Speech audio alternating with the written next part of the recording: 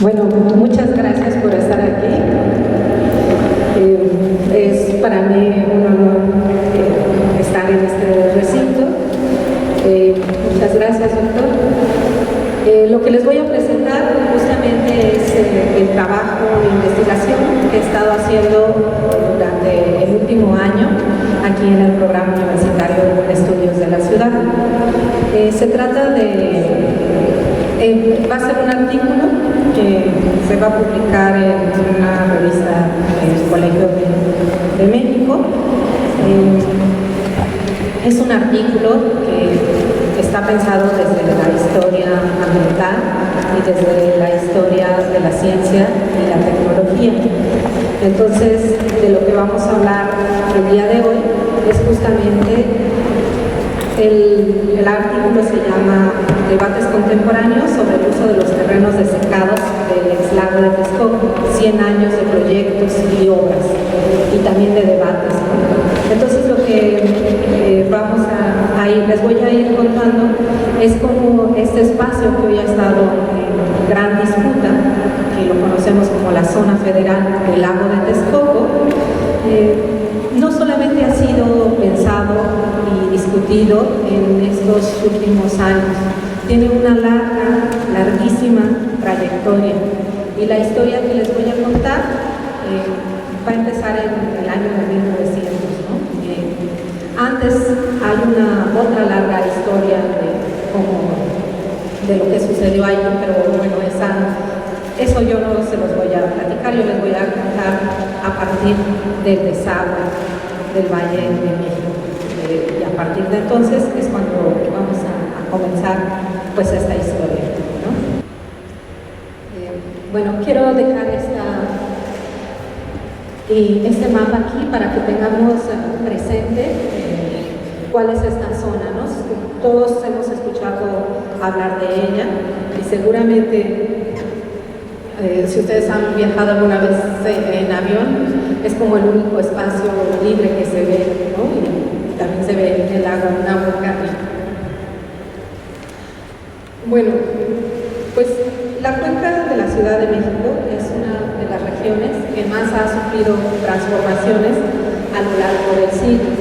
Esta pequeña ciudad que se llamaba Tenochtitlán era una pequeña ciudad rodeada de 6 lagos: Zumpango, Jaltocán, San Cristóbal y Texcoco de agua salada, y Xochimilco y Chalco de agua dulce. Estos lagos se juntaban en época de lluvias y formaban un gran cuerpo de agua, ¿no? 500 años después, se encuentra la gran ciudad de México sobre la traza de estos ríos, ¿no? Por ejemplo, el ingeniero Schwann decía que en épocas de mayor embalse, este gran lago, que en su conjunto se llamaba Lago de Texcoco, medía más de 75 kilómetros de largo por 35 de ancho y cubría una superficie de más de 2.000 kilómetros cuadrados. O sea, realmente era un lago grande, ¿no?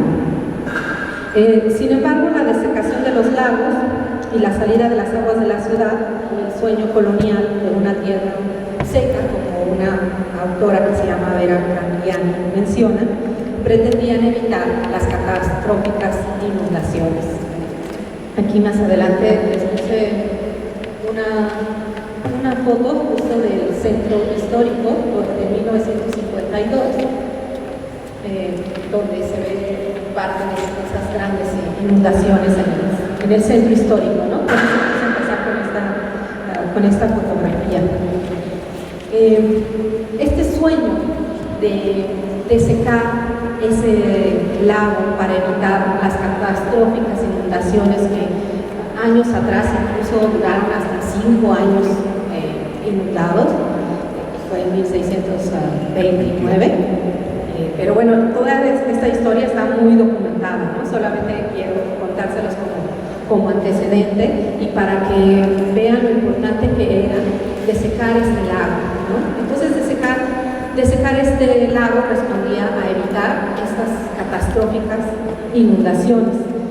Porfirio Díaz fue el que se llevó, digamos, el crédito con el desagüe general del Valle de México. Empezó a finales del siglo XIX y terminó a principios del XX, ¿no? En 1900 se hicieron unas grandes fiestas justamente para inaugurar el gran desagüe, el desagüe de la Ciudad de México. ¿Qué es lo que se quería hacer? La cuenca de México es endorreica, esto significa que es cerrada, y entonces había que hacerle una salida que llevara todas estas aguas lejos de la cuenca para así evitar que en época de lluvia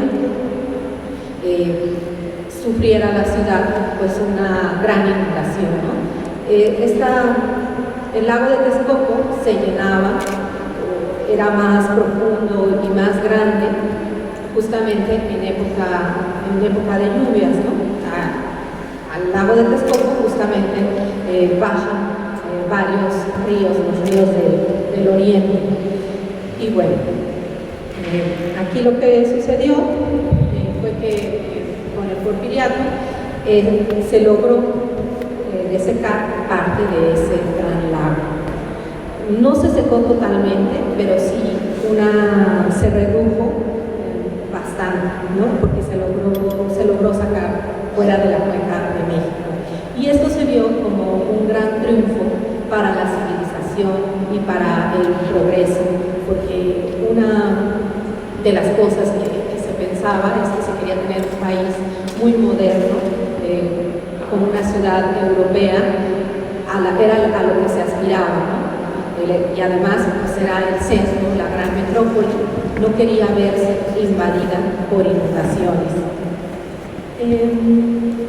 Y bueno, esto por algún tiempo funcionó y les funcionó bastante bien, pero allá de 1925, Roberto Gallol, que fue el encargado de hacer todo el sistema de drenaje de las alcantarillas, se dio cuenta, a raíz de una inundación muy fuerte que hubo en ese año, que los colectores estaban 40 centímetros debajo de lo que él había programado, ¿no? Entonces aquí empezó un fenómeno que más tarde se va a ver, que se llama el hundimiento, y ustedes están bastante relacionados.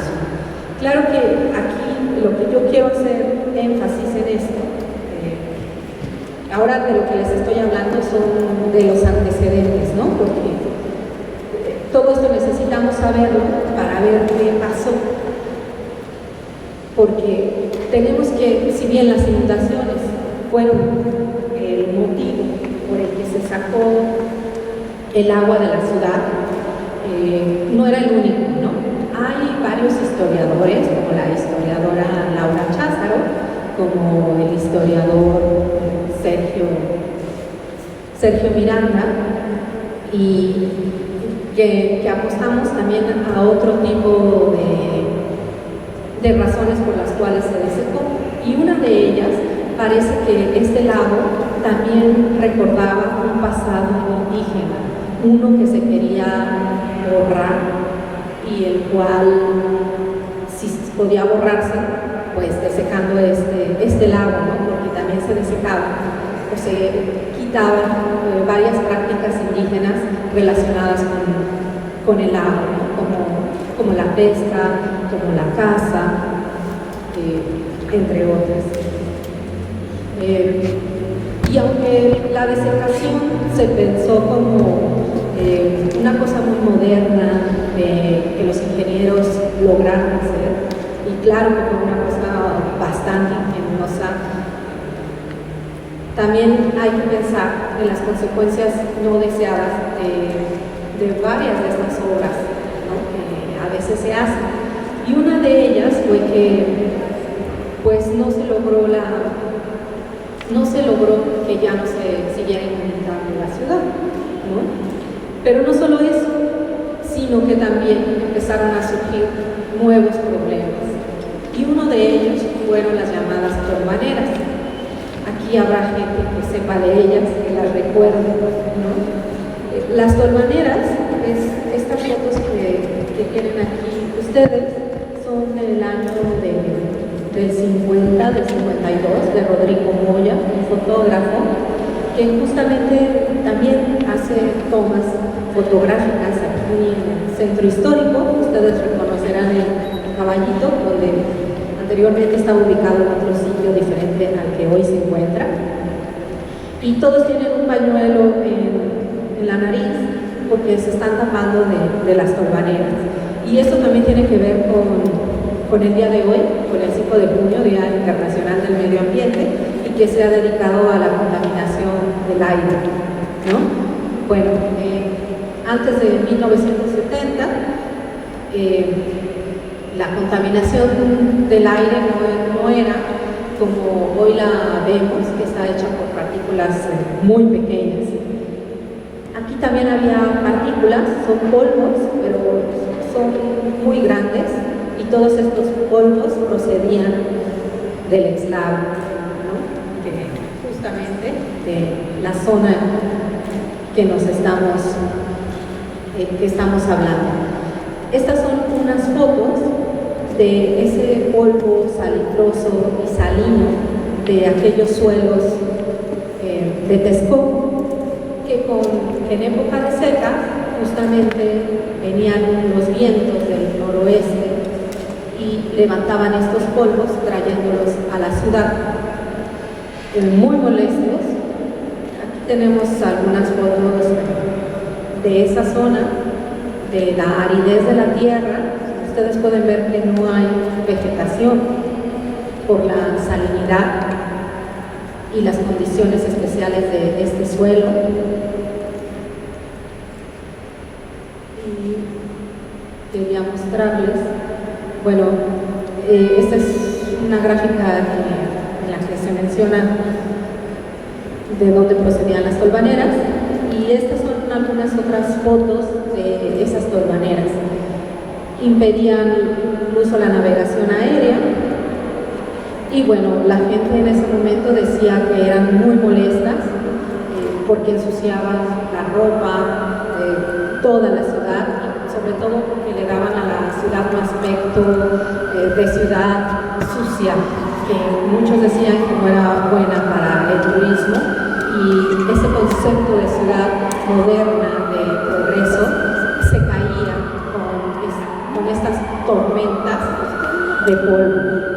Bueno, entonces las tolvaneras no es que no existieran, o no es que con la desecación surgieran, sino que sencillamente se hicieron mucho más frecuentes, ¿no? con ellos. El observatorio que estaba en Tacubaya se dedicaba a hacer esas mediciones.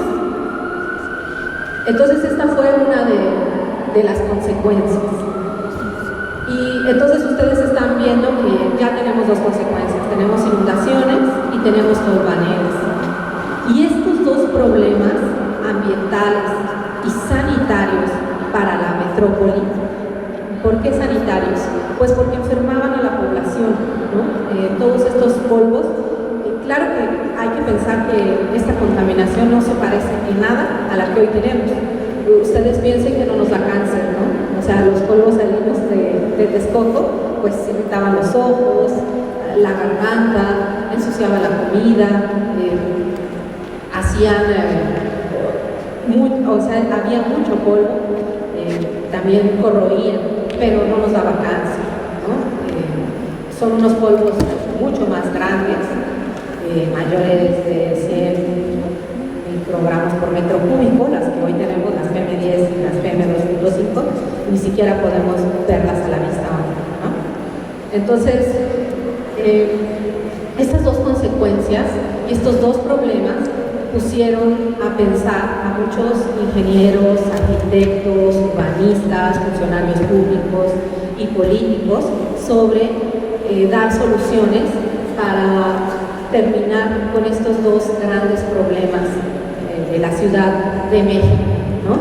Recuerden que pues, la Ciudad de México, la sede política, el centro del país, no quería verse opacado por estos dos problemas que se decía o que podían parecer que fuera un país no como los europeos, ¿no? Entonces, esta era como la aspiración. Y en ese entendido fue cuando varios ingenieros se ponen a pensar qué vamos a hacer con este espacio al oriente de la ciudad, que en un principio medía 27,000 hectáreas. O sea, ustedes imagínense 27,000 hectáreas. Hoy son 8,200, pero en 1912 eran 27,000 hectáreas. En algunos cálculos hay otros que dicen que eran 29,000 o 29,500, ¿no? Depende de quién lo estuviera viendo. Y bueno, en estos terrenos, el primerito que empezó a hacer algo, a hacer ciertas obras, fue Mariano Barragán. Voy a poner un nombre.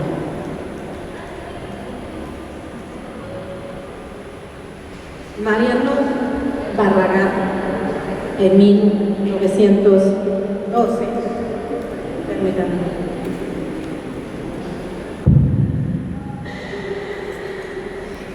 Con el apoyo del mandatario Francisco I. Madero, iniciaba su proyecto de bonificación.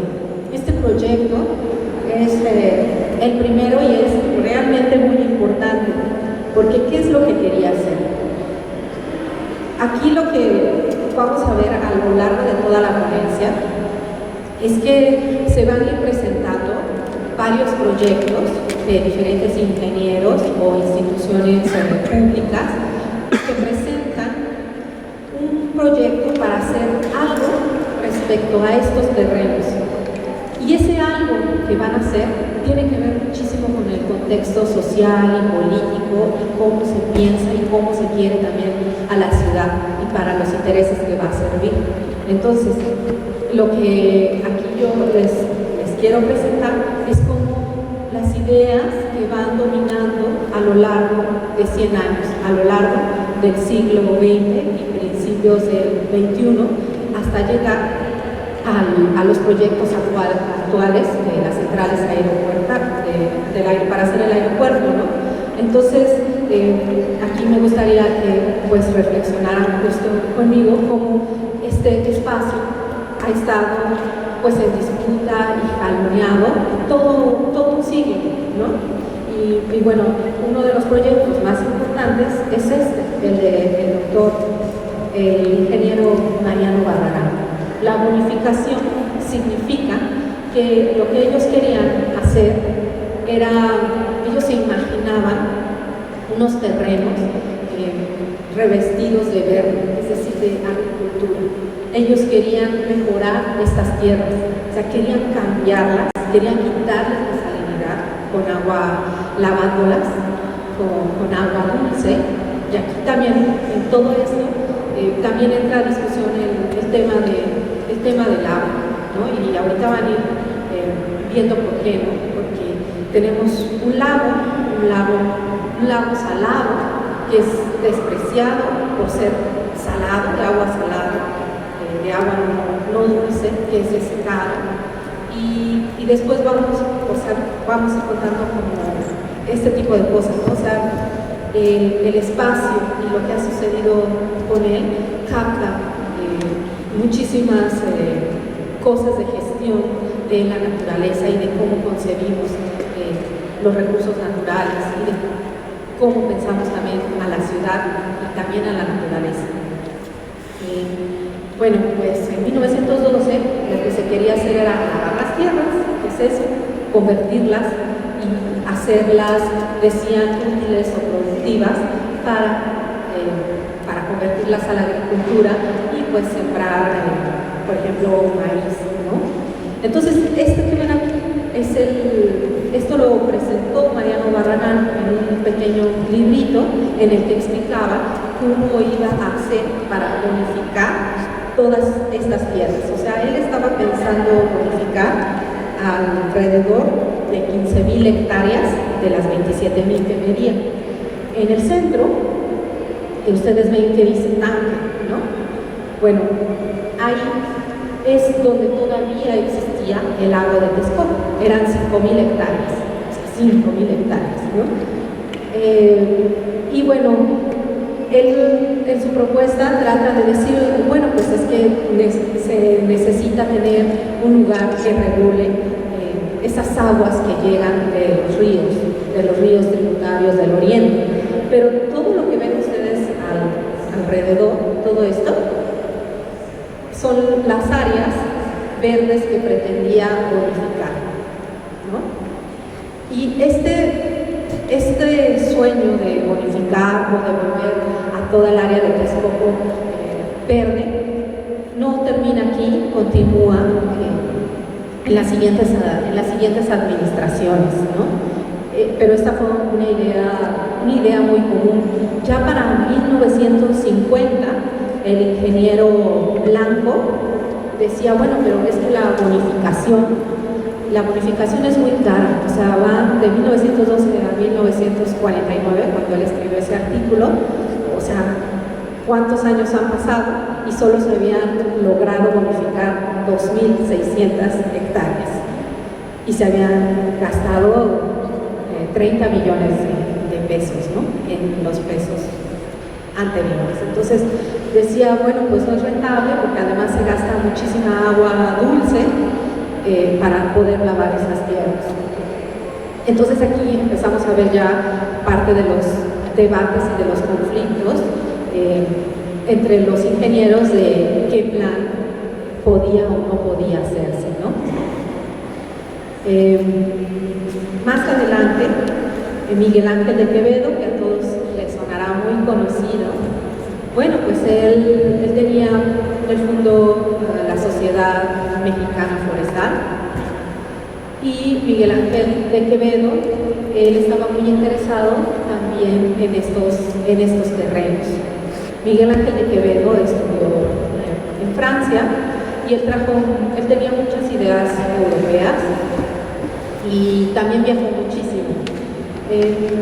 Uno de esos tantos viajes que él viajó a África, por ejemplo, viajó a los desiertos del Sahara y bueno, ahí viendo qué se hacía en estos lugares, se dio cuenta que una solución era hacer la reforestación, poner cortinas de árboles y su idea, pues más que nada, no era tanto hacia la agricultura, sino a la reforestación y a la pastización de los terrenos. Entonces Miguel Ángel de Quevedo, como Barragán, se imaginaron un espacio revestido de verde, pero para él lo importante era plantar árboles, ¿no? Y entonces él empezó a hacer muchos experimentos.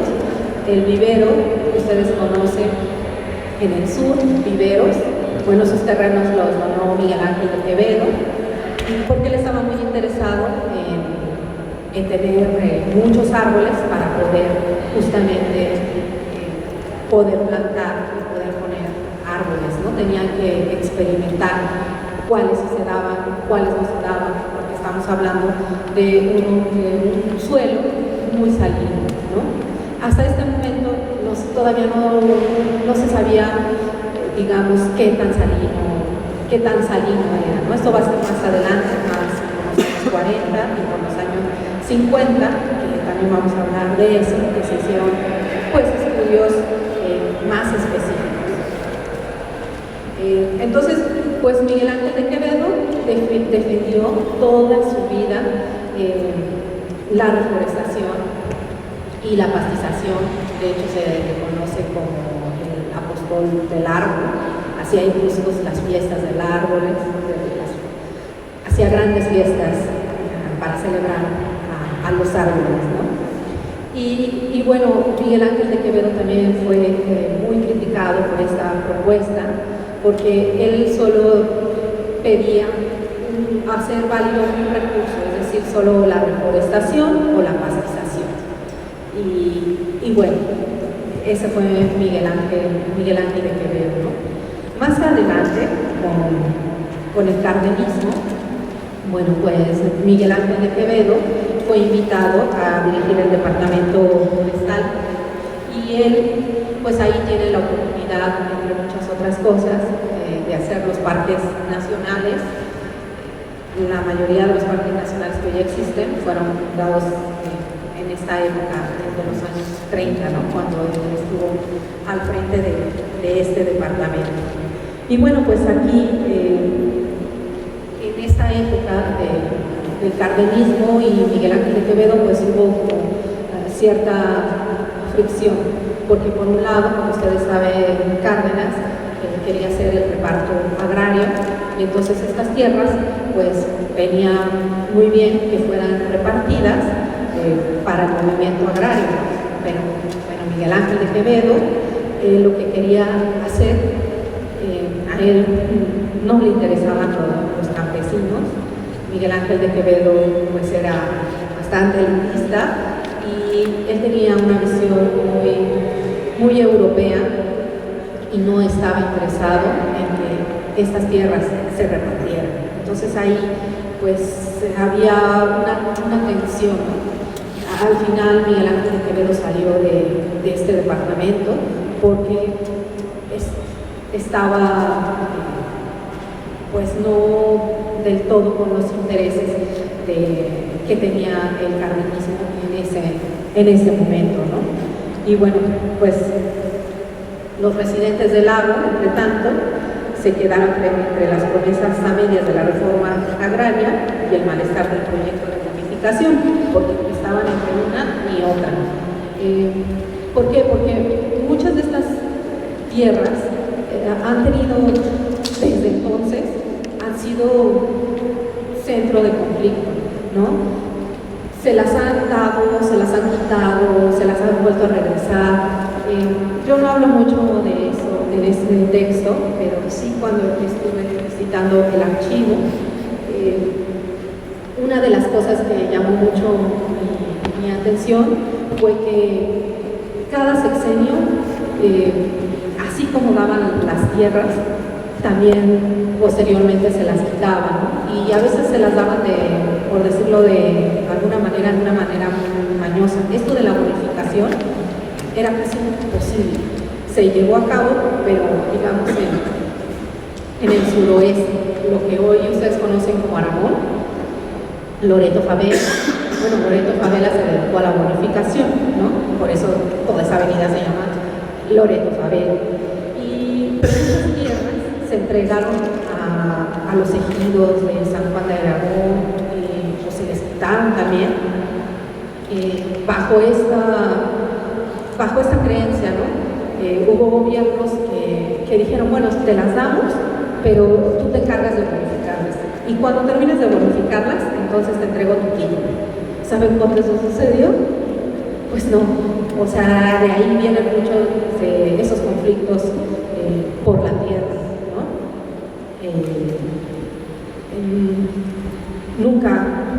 Nunca se consultó, ¿no? O sea, ¿qué se quería hacer con esto?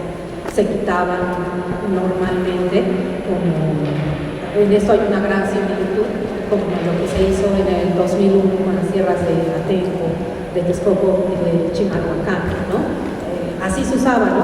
Sencillamente salían algunos decretos donde se estipulaba la parte de los terrenos y bueno, a veces se estructuraban, a veces no, etc.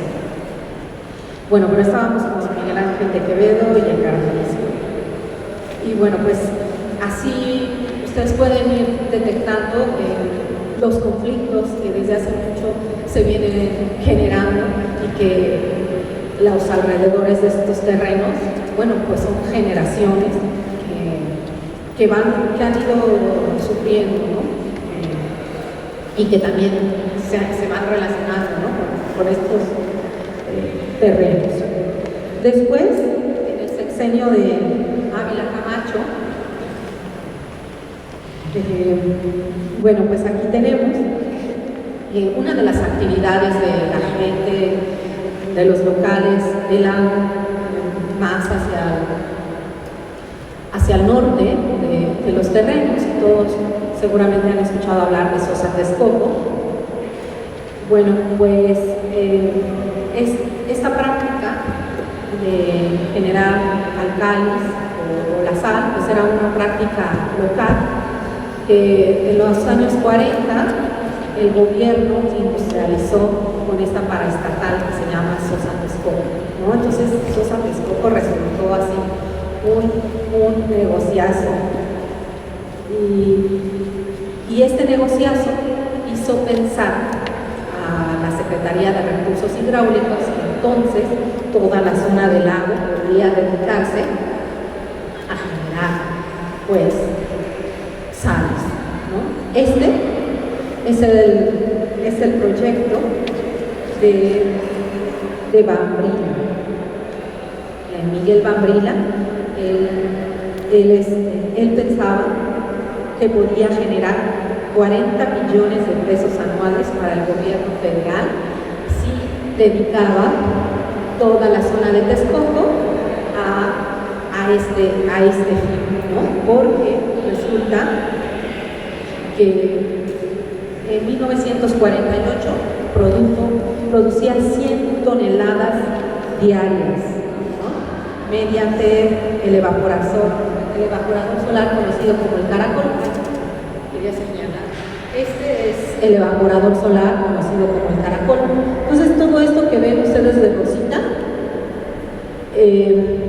era lo que pensaban hacer, o sea que aquí se pusiera una capa de agua para poder evaporar y sacar sal, ¿no?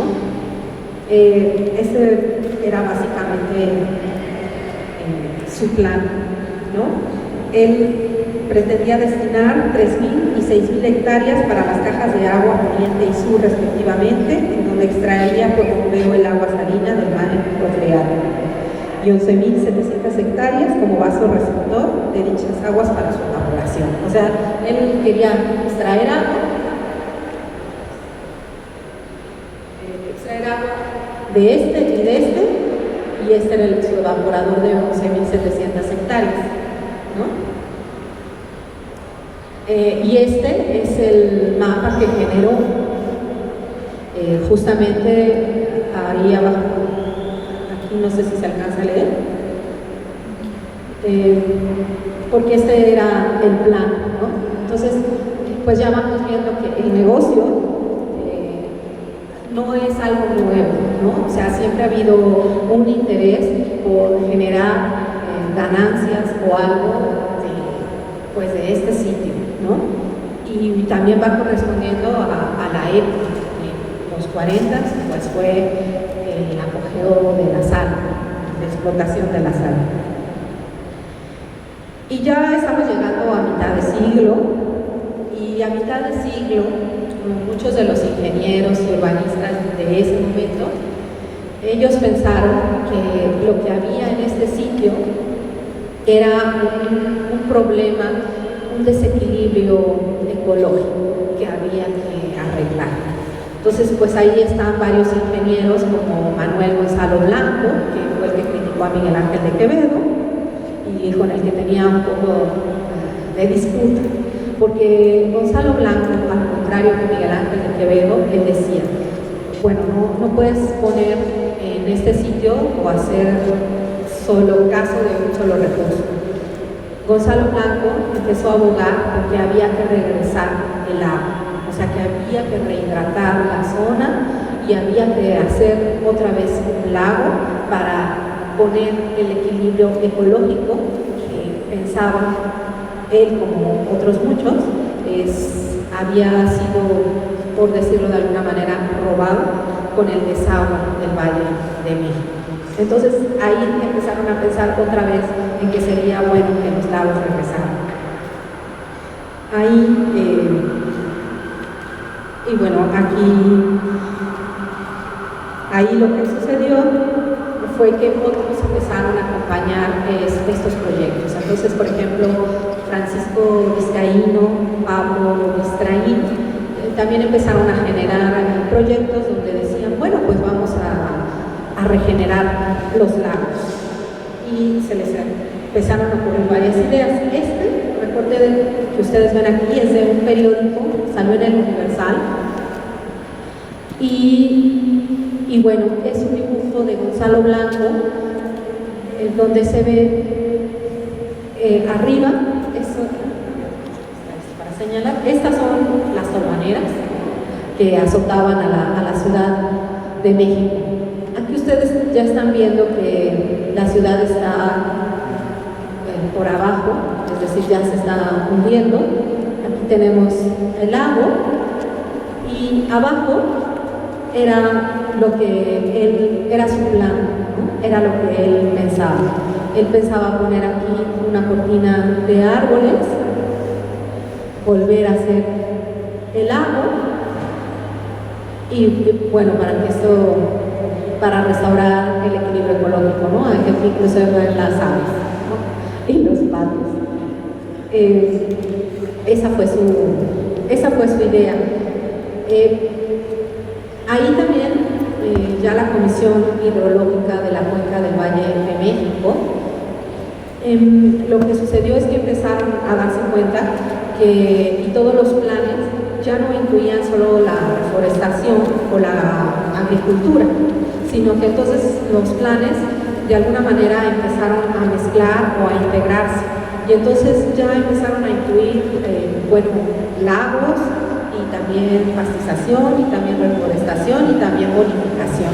Entonces todos los planes o proyectos que vemos después de los años 50 pues tienen esta característica. Todos ellos incluyen esta serie de actividades o de obras por hacer. Claro que una cosa muy importante que no hay que perder de vista es que yo les estoy presentando el terreno del lago de Texcoco, ¿no? Pero este terreno del lago de Texcoco está conectado con la ciudad. Todas las obras que se hicieron a partir de 1900 para el desagüe del Valle de México pasan por el lago, por estos terrenos, ¿no? Ahí está el tren general, ese que lleva todas las aguas negras y también fluviales fuera de la cuenca del Valle de México. Entonces, una característica es que pues no se ve mucho, ¿no? Porque ustedes saben que todo esto está como por debajo de la ciudad, pero termina allá, aunque allá sí está, digamos, a cielo abierto, pero pasa por ahí, ¿no? Pero eso es muy importante porque casi nunca pensamos, o es difícil concebir, que se hicieron obras, digamos, por abajo de la ciudad, y luego tenemos obras que se hicieron en ese terreno. Entonces, en los años 50, las obras hidráulicas empiezan a ser muy importantes, porque entonces, a partir de este desequilibrio ecológico que se piensa, la situación es que también se tienen que hacer lagos para regular todas las aguas fluviales y las aguas negras. Entonces también se empieza a pensar en una serie de obras hidráulicas como presas, y por eso también se empieza a pensar en los lagos que posteriormente se van a hacer. En los años 40, 50 viene Nabor Carrillo, y él empezó, de hecho ganó, bueno, mucha parte del reconocimiento que tiene este ex rector de nuestra querida universidad, tiene que ver justamente con que él no fue el único, pero sí fue el más famoso, o al que más se le conoció, esta teoría de la consolidación del subsuelo, que explica el hundimiento del Valle de México. O sea, desde el 25, Roberto Gallón se dio cuenta, ¿no? Como les contaba, se dio cuenta que los colectores estaban 40 centímetros debajo de Romero. Luego hay otros estudiosos, como Luis de Alba, que empiezan a darse cuenta también del fenómeno del hundimiento, pero nadie lo entiende, digamos, desde una perspectiva científica. Entonces, Nabor Carrillo fue el que hizo los estudios pertinentes y determinó que el suelo tenía unas características tan especiales que era comprensible. Esto es, que el subsuelo del lago de Texcoco está formado por una arcilla que está formada la mayor parte por agua. Entonces, cuando esa agua se extrae, la arcilla se comprime y eso es lo que sucede. Así lo explico, pero con otras palabras, ¿no? Y bueno, ya para 1950, este desequilibrio ecológico de que les hablo, no solamente era por las tolvaneras, por las inundaciones, sino porque a principios de siglo había 3 millones de habitantes en la Ciudad de México. Para mediados de siglo, bueno, esa cantidad se había multiplicado. Ahora les doy el dato, no sé por qué lo recuerdo con nuestra actividad.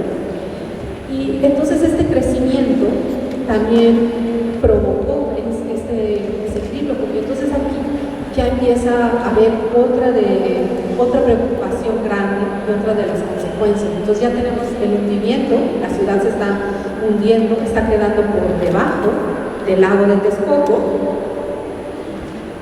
Y se los voy a mostrar. Este es un mapa de Oribe en el que menciona las condiciones a mediados de siglo.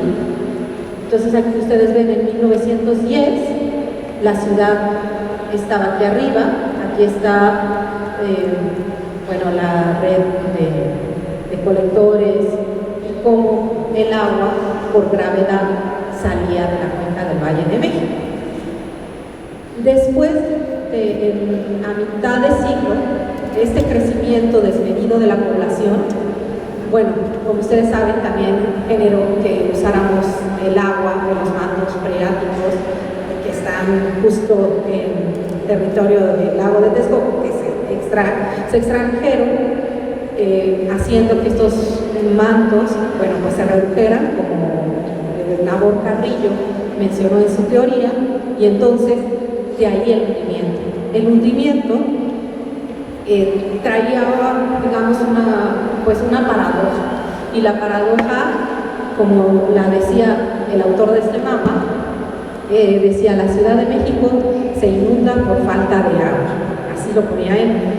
¿A qué se refiere? A que porque se había extraído el agua de esos mantos freáticos, ahora la ciudad se estaba inundando. A principios de siglo nos inundábamos, pero porque era tanta el agua y no había una salida de esta cuenca endorreica,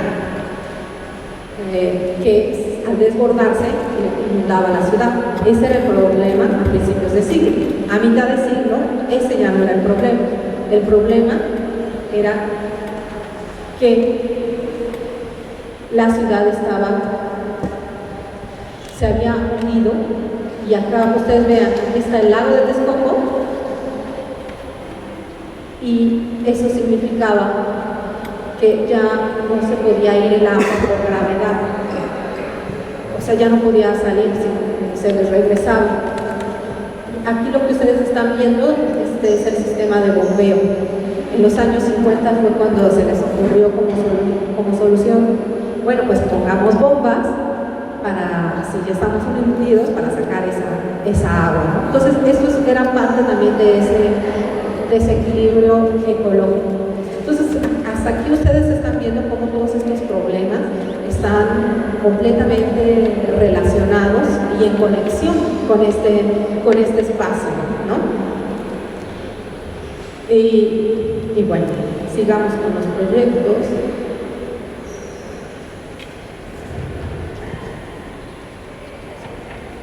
Bueno, ya voy a ir cortando porque ya llevamos 50 minutos. Rápidamente les muestro estos mapas. Esta era la rehidratación de los terrenos. Todos los proyectos que vinieron después empezaron a combinar una serie lo que les decía, reforestación, los lagos los planeó después Nabor Carrillo, y bueno, este es el proyecto Texcoco. Es un proyecto antes del plan del lago de Texcoco, que es el que ha tenido 40 años hasta que empezó el proyecto aeropuerto de la central para hacer el nuevo aeropuerto. Aquí solamente quiero ustedes que observen que se pensaban hacer unidades habitacionales, núcleos de habitaciones. Estos eran los lagos que se tenían programados, y bueno, se quería seguir con la industria de la sal, y esto solo se dedicaba para la reforestación, ¿no? Y bueno, esto es solo para darles una idea de estos proyectos intrincados. Como ya no hay mucho tiempo, lo que voy a hacer es leerles las conclusiones, pues que engloban precisamente todas las cosas importantes que me gustaría a ustedes también reflexionar sobre ellas, ¿no? Entonces voy a dar lectura a esto para finalizar. A ver, listo. Bueno, en esta ponencia he llevado a cabo una reconstrucción histórica de las principales ideas y acciones que han tenido lugar en la zona federal del lago de Texcoco a lo largo del siglo XX y principios del XXI, con el objeto de mostrar las respuestas y los debates que se han generado en torno a lo que aquí debería hacerse, y así comprender los conflictos actuales sobre este mismo espacio relacionados con la construcción del aeropuerto. A partir del desagüe del Valle de México, los terrenos que ocupaba el lago de Texcoco quedaron parcialmente desecados.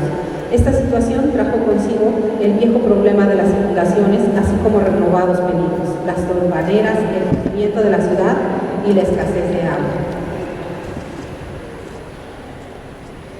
Por lo que para tratar de solucionar estos inconvenientes, ingenieros, arquitectos, científicos y funcionarios públicos elaboraron diversos proyectos que reflejan los intereses y deseos propios de su época y sus gestores.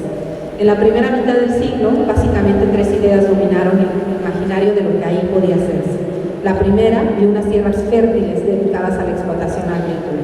En 1912, el ingeniero Mariano Barragán propuso la modificación para drenar, lavar y fertilizar las tierras a fin de hacer cesar su esterilidad.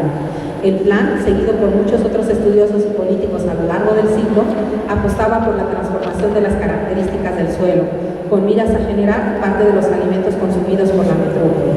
Pero la extrema salinidad de la tierra limitó esa actividad a la zona sudoeste. A la par de los trabajos de bonificación, el área se imaginó revestida de bosques y prados. La silvicultura fue promovida principalmente por Miguel Ángel de Quevedo y la Sociedad Forestal Mexicana, para quienes la forestación resultaba la mejor vía para cubrir los terrenos de secado y así restablecer la salubridad, regularizar el clima y evitar la erosión, además de embellecer el paisaje. No obstante, esta colosal misión a menudo no prosperó debido a las especiales condiciones del subsuelo. La tercera idea abogaba por la recuperación de la cuenca lacustre. En un principio, esta idea fue bastante reprochada porque pareció olvidar la batalla de siglos contra las inundaciones y desconocer los beneficios del desagüe. A mediados de siglo, se consideró seriamente a fin de restablecer el equilibrio ecológico de la cuenca. La creación de cuerpos de agua y otras obras como la construcción de canales de aguas negras, bordos y rectificación de los ríos respondía tanto a la necesidad de recuperar la función reguladora del lago como a la de expulsar el agua fuera de la cuenca de México. De modo que las obras hidráulicas se convirtieron en la prioridad de los proyectos, en gran parte por su conexión con todas aquellas realizadas en la metrópoli para evitar las inundaciones y conducir las aguas residuales y pluviales fuera de la misma. Esta manera de resolver los problemas relacionados con las inundaciones, el embotellamiento y la escasez de agua constituye lo que Manuel Perlot denomina el paradigma porfiriano, un modelo particular que privilegia la construcción y mantenimiento de grandes infraestructuras hidráulicas, nacido con el desagüe del Valle de México a principios de siglo y perpetuado hasta el día de hoy, el cual ha modificado el propio sistema lacustre y determinado la configuración de la ciudad. En la década de los años 50, la bonificación y la reforestación por sí solas no se consideraban. se acompañaban de cuerpos de agua artificiales y otras obras hidráulicas. En este sentido, surgieron una serie de proyectos como los de Gonzalo Blanco, Fernando Vizcaíno, Pablo Mistrain, Mario Macías, Nabor Carrillo, así como de la Secretaría de Recursos Hidráulicos, de la Comisión Hidrológica de la Cuenca de Valle de México y de la Comisión de Estudios del Lago de Texcoco. Estos proyectos combinaban dichas ideas y otras con miras a restablecer el equilibrio ecológico, mejorar el clima de la ciudad, la calidad del aire y en general la vida de los habitantes de la urbe. O sea, nada nuevo. También esas promesas las tenemos hoy. Estos proyectos incorporaron además el deseo de hacer rentable y utilizar dicho espacio, derivado del gran negocio que resultó la explotación de sales a través de la empresa paraestatal Sosa Texcoco, lo que abrió las puertas para diversificar los usos de los terrenos. De ahí que se considerara el desarrollo de vivienda, la generación de electricidad y la venta de agua potable. El valor de la zona se encontró en su intervención y transformación. De este modo, las obras hidráulicas no solo pretendieron la modificación del entorno, sino también fungían como monumentos paradigmáticos del poder del Estado y del conocimiento, capaces de controlar, analizar y aprovechar el agua. Así la región fue imaginada como altamente productiva, revestida de árboles y vastos cuerpos de agua dulce con peces y aves, donde el turismo y deporte también tenían oportunidad, además de actividades de recreo y descanso para la ciudadanía. Bajo esta serie de ideas nació el Plan Lago de Texcoco, que mantuvo en marcha dicha diversidad de trabajos, entre otras actividades como la crianza de caballos, de ciervos rojos y de ganado, así como culturales, cuyo éxito se tradujo en la creación de infraestructura hidráulica para la regulación de las aguas pluviales y para el manejo y tratamiento de las aguas negras. A finales de siglo, dicho plan conservaba 8.200 hectáreas, un oasis de tierra sin poblar, que dada su ubicación estratégica, los intereses comerciales y el poco interés por conservar la flora y fauna endémica de la zona, llevaron a considerar la sustitución de este espacio por un nuevo tipo de obra emblemática, el aeropuerto. Si bien el uso de los terrenos para diferentes actividades no relacionadas con su vocación lacustre ha sido un anhelo a lo largo del siglo, también es cierto que éstas se vieron limitadas por el alto contenido salino y las especiales características de compresibilidad del subsuelo, motivo por el que se mantuvieron sin edificar a pesar del gran crecimiento de la zona metropolitana de la Ciudad de México. Pero con los trabajos de experimentación e innovación realizados por los ingenieros mexicanos, entre los que se destaca la autopista Peñón-Texcoco, dicho espacio es hoy día motivo de controversia respecto a su uso. Así pues, el lago de Texcoco y el vaso exitoso que dejó su desecación a lo largo del siglo han sido despreciados, pues mientras que con el desagüe del Valle de México se buscó la expulsión de sus aguas negras y pluviales, creyendo así finalizar con el agua y por tanto con sus aguas saladas y con su pasado indígena, los proyectos emprendidos desde entonces y hasta hoy en día también han tenido por objetivo cambiarlos a toda costa para hacerlos productivos y que no den la sensación de un llano polvoso e infértil. Ni el lago ni lo que quedó de él han sido aceptados por la élite gobernante, incluida su flora, su fauna, así como su cultura y prácticas. Este corroído espejo de agua a lo largo del siglo ha sido un espacio disputado, reflejo de ambiciones, intereses y agendas políticas del momento, de modo que, bajo el deseo de resolver los problemas sanitarios y ambientales de la urbe, se han justificado y puesto en operación diversos trabajos y obras. En 100 años, esos proyectos poco han tomado en cuenta la opinión de los afectados y la existencia de otros seres vivos, algunos de ellos en peligro crítico de extinción. Y si bien la cuestión ambiental no ha sido una prioridad para los gobiernos en turno, en las dos últimas décadas han surgido grupos de ciudadanos quienes se han opuesto al proyecto aeroportuario.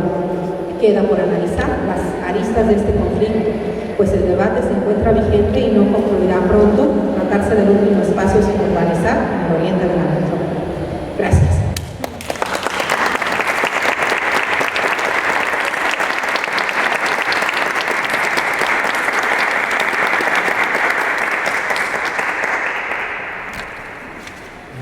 La ilustrativa descripción que nos hace la doctora Soto que Valle sobre los diferentes proyectos en el lago de Texcoco me parece que hacen todavía más relevante una coincidencia muy dramática y lamentable para nosotros en el contexto del Día Mundial del Medio Ambiente. el recorrido que hace la doctora Soto sobre estas particularidades en nuestro valle, en nuestro territorio, nos muestra de manera muy clara este elemento, la crisis que tenemos en términos ambientales. Y todo empezó con la alteración del ecosistema de nuestra cuenca y de nuestro valle. Esa primera gran alteración de la que devinieron una serie de transformaciones de la que hoy aún no creo que podamos recuperarnos, porque hay procesos que son absolutamente irreversibles, fue perder la vocación natural del territorio, perder el agua. Hernán Cortés, con la apertura del Tajo de Nochestón, que durante 100 años continuos, a pico y pala, hicieron ese gran canal, que fue el primer hilo de desagüe, que posteriormente se fue agrandando, nos ubica al mismo tiempo en una impresionante paradoja. Hoy, o desde hace al menos 40, 50 años, la Ciudad de México vive en una permanente contaminación. Tenemos que hacer esfuerzos impresionantemente grandes en términos económicos, financieros, logísticos, técnicos y de gran impacto ambiental para atraer el agua de otras cuencas. Pero al mismo tiempo tenemos que hacer esos mismos esfuerzos económicos, financieros, técnicos y de gran impacto ambiental para llevarnos esa agua. Todo indica que lamentablemente somos el ejemplo mundial de cómo no hacer una ciudad y de la profundidad que hemos alcanzado en la transformación del ambiente al punto de hacerlo reversible. La desecación del agua, como lo comentaba de manera muy ilustrativa la doctora Soto Colovalles, trae esas primeras alteraciones, las inundaciones, las tormentas, el hundimiento de la ciudad, que es la muestra de un ecosistema afectado. Y nosotros continuamos con esa profundidad. Por eso destaca estos emprendimientos que lamentablemente no fructificaron, en particular de Gonzalo Blanco, de Pablo Extraño, de otros personajes que apostaron por la regeneración del agua. No los escuchamos. No los escuchamos al punto que hoy no tenemos agua. Y de una cuenca lacustre, todos nuestros ríos están muertos, están entubados, convertidos en drenajes. Hicimos exactamente lo contrario que la gente común hace. La gente preserva sus recursos, preserva sus tierras, preserva su agua, preserva sus bosques. Los habitantes de la Ciudad de México, en 500 años, nos dedicamos de manera muy altamente eficiente a destruir nuestro entorno natural, y hoy no tenemos más que lo que tenemos.